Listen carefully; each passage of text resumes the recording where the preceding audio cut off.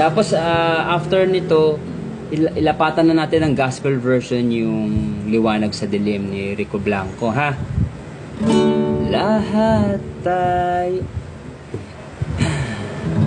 Okay, Pinoy ako ng Orange and Lemons gospel version. Ayan. Matutuwa ang mga kapatid natin ito sa MCGI. Lahat tayo'y mayroong pagkakaiba sa bigay na kaloob ng Ama. Iba't ibang katungkulan, ngunit isang patutunguhan.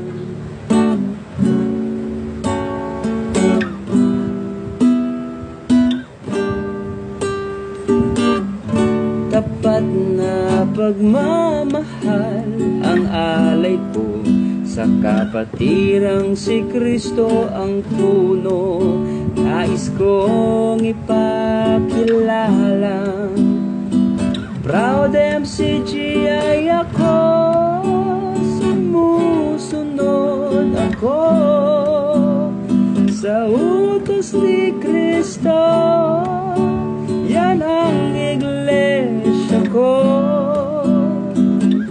ibang-iba talaga, lagi may pag-asa sa Diyos at kay Kristo. Proud Kristiyano ko. Pakita mo ang tunay at kung sino ka. Pag-ibig dapat ang lagi mong dala upang maging perfecto. Umibig ka ng totoo.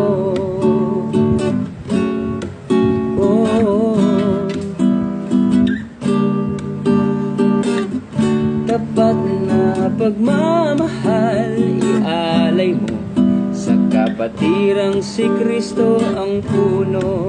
Dapat mong ipakilala, proud MCGI tayo, sumusunod tayo sa utos ni Kristo. Iglesyang totoo, ibang-iba talaga, laging may tiwala sa Diyos at kay Kristo. Proud Kristiyano tayo.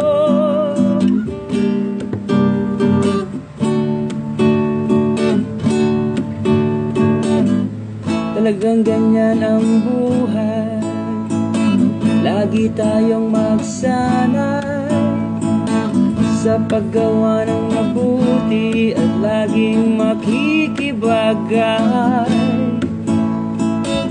Magpasalamat sa Diyos palagi, umawit ng papuri. Ang lagi nating iisipin, pag-ibig ang gawin. Sumusunod tayo sa utos ni Kristo, iglesia ng Diyos. O kay ganda talaga, lagi may pag-ibig sa Diyos at kay Kristo. Proud Kristiyano tayo.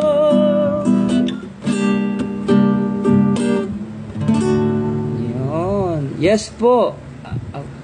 Nilapatan po natin na kinasangkapan tayo ng Panginoon. Dinaan po sa atin yung mga letra. Hindi po ako ang may gawa noon, ang Panginoon po. Dinaan lang po sa akin at dinadaan ko naman po sa inyo. Ayan, salamat po sa Diyos. Ang ganda ng letra na ibinigay po ng ating Panginoon. Kaya i-share nyo po iyan, ha? Happy SPBB po. Hi Ibarra, hi Zizi.